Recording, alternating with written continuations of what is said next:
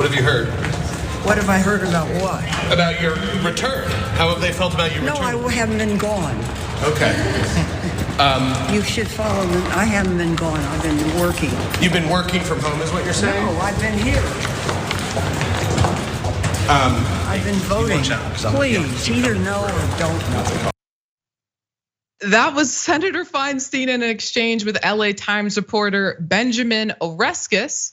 If you're just as confused as we are, and also apparently Dianne Feinstein is, we really can't blame you. But this comes as Feinstein's ability to serve has been questioned by the press as well as some of her colleagues.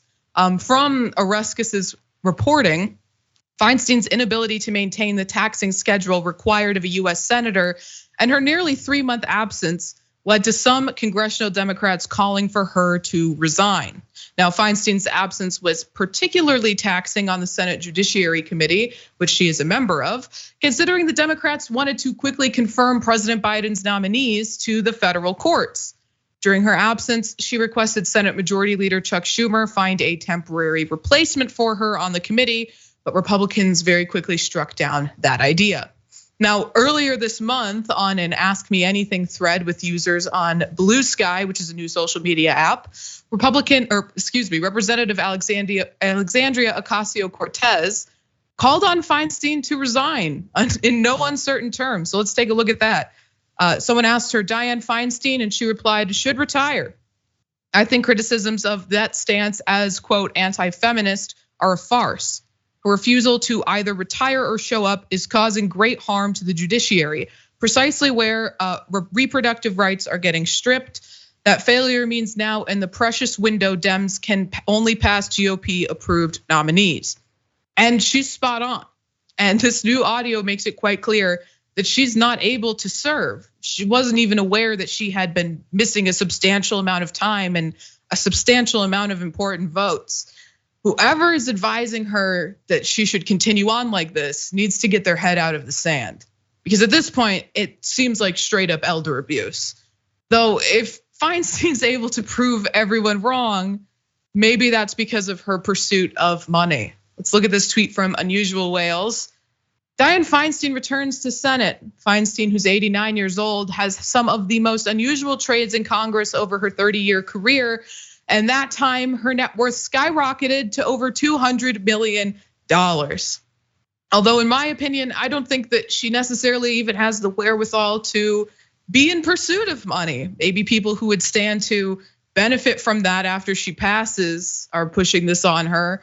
But I can't think of a good political reason or just a humane reason for the Democrats to be pushing back against calls for her to retire. I mean, she is sick and elderly and confused and should be allowed to spend this time with some dignity and not being paraded around while she's in such a state. I really think that she needs to retire and that the Democratic Party, I mean, I can't even imagine what their reasoning behind not allowing this to happen is. Dan, do you have any insight on that? Oh yeah, tons. I'm still choosing to view this Dianne Feinstein story, especially the clip you showed in the beginning, through the lens that like this is a rapper coming out of retirement after previously saying that they had retired. They're like, "What do you mean I've retired? I've been here the whole time. Why are you putting disrespect on my name? Like, come on, like."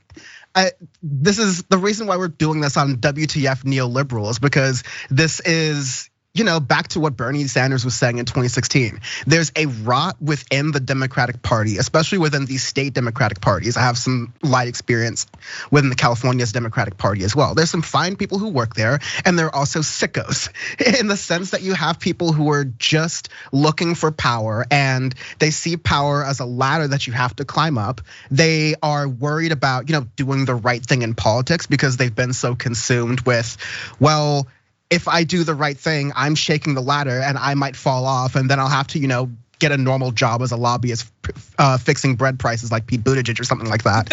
And so you have people who are surrounding Dianne Feinstein who are, like Unusual Whales and like a lot of other people are insinuating, seem to benefit from that apparatus and those connections being made there, that a Barbara Lee or Katie Porter or another, newer person on the Democratic bench, which in California, I, as always, wish would be more progressive. But unlike a lot of parts of the country and the national circuit with large, California has a deep bench of progressives who would be awesome in the Senate, not just on the Judiciary Committee, but just in general. Katie Porter, the Democrat out of Orange County, the reddest part of the state, that's amazing. Barbara Lee has done phenomenal things as well. Adam Schiff, yeah, sure, whatever. But like, you can tell my opinions here. I think that this refusal for the gerontocracy within the Democratic Party, especially, of course, the Republicans, but specifically here, is detrimental to the party getting new blood, getting new ideas.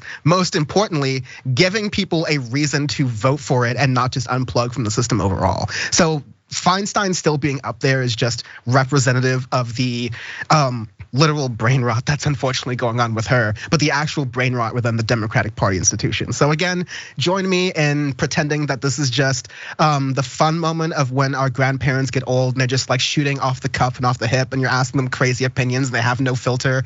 That is the way I wish Dianne Feinstein could spend her final days, in dignity and perhaps with some humor on our end, instead of us worried about reproductive rights.